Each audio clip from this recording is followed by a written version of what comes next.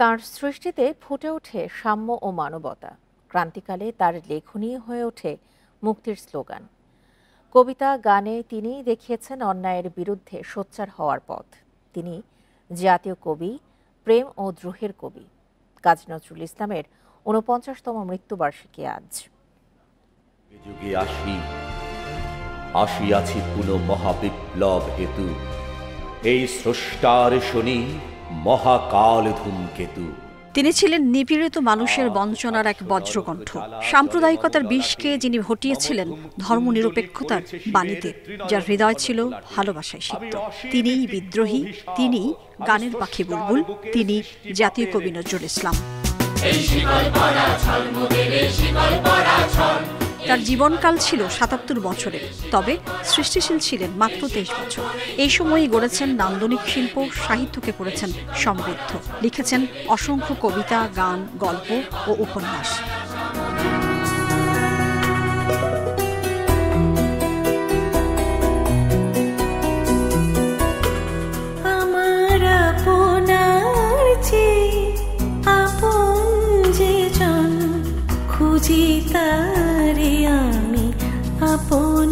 আর ৪৮ বছর আগে থেমে গেছে তার লেখনী, কিন্তু বেঁচে আছে প্রজন্ম থেকে প্রজন্মে।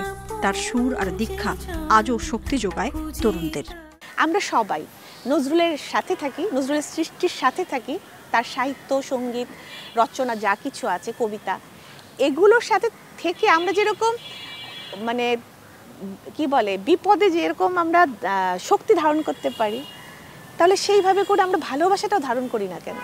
ব্রিটিশ বিরোধী আন্দোলনে নজরুলের উচ্চারণ হয়ে ওঠে মুক্তিকামী মানুষের স্লোগান। তার লেখনী ছিন্ন করেছিল ঔপনিবেশিক দম্ভ। বিপ্লব আন্দোলন ও অভ্যুত্থানে শক্তিশালী হাতিয়ার হয়ে ওঠে নজরুলের গান ও কবিতা।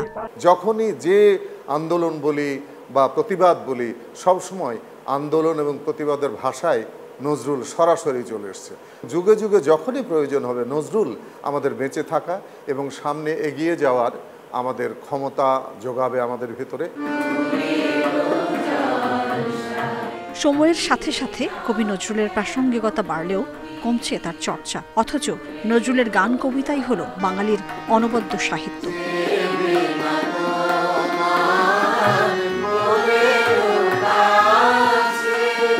Mahmuda Moumita, independent news, Dhaka.